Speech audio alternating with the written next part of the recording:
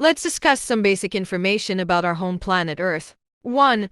Earth is called the blue planet because about 70% of its surface is covered in water. 2. Earth is a rocky planet with a surface made of water and land. 3. Earth's center is very hot. 4. Earthquakes can shake the Earth's surface. 5. Volcanoes are mountains from which lava comes out. Let's have a quick recap. Earth is the blue planet, having 70% water.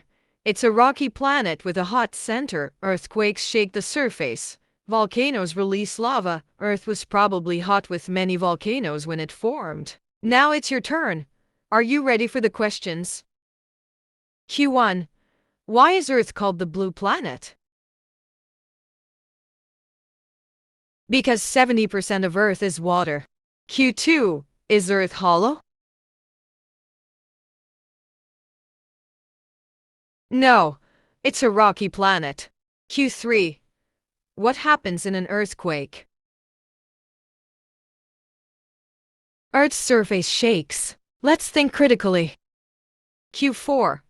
How can earthquakes change Earth's surface?